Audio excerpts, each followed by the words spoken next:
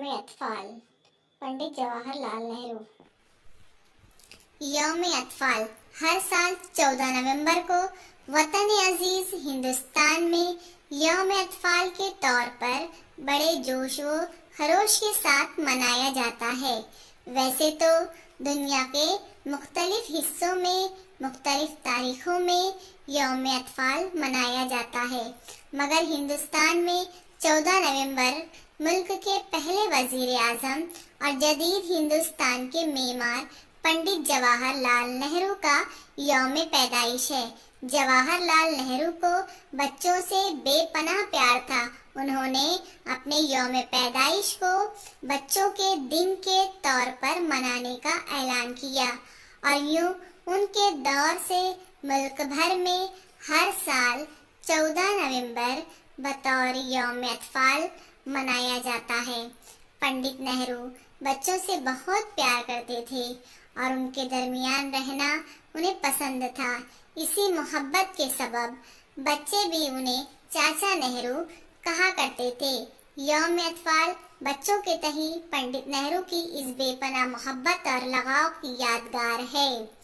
इस दिन के मनाने का मकसद बच्चों के तई लोगों में प्यार और मोहब्बत के जज्बात को फरोग देना और उनके हुकूक के तई वालिदैन, असातिज़ा और बड़ी उम्र के लोगों में बेदारी लाना है।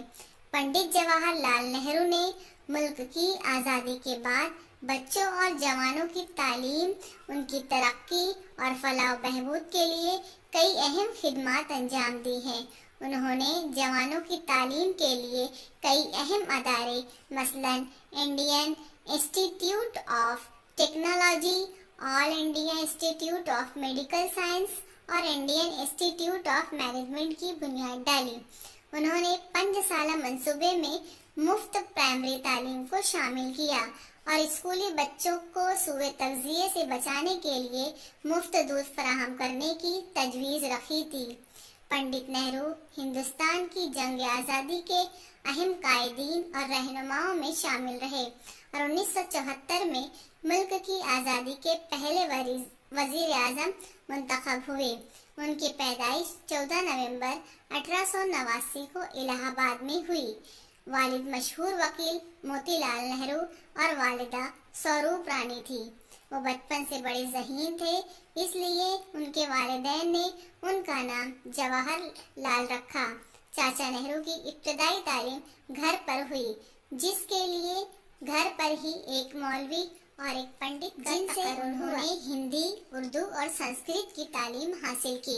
उन्होंने आला तालीम इंग्लैंड में हासिल की और बैरिस्टर की डिग्री हासिल करके हिंदुस्तान लौटने के बाद जंग आज़ादी में शामिल हो गए। अगस्त 1947 को हिंदुस्तान आज़ाद हुआ तो जवाहरलाल नेहरू ने हिंदुस्तान के पहले वजीर आज़म की हैसियत से हल्फ उठाया। वो बैक वक्त मुफक्किर, मुअर्रिख, दानिश्वर, मुमताज़ सियासतदान होने के साथ साथ एक कामयाब अदीब भी थे, मगर वो सेहतमंद सियासत के अलमबरदार की हैसियत से मकबूल हुए। जदीद हिंदुस्तान के इस मेमार की सांस 27 मई 1964 को हमेशा के लिए रुक गई। Thanks for watching.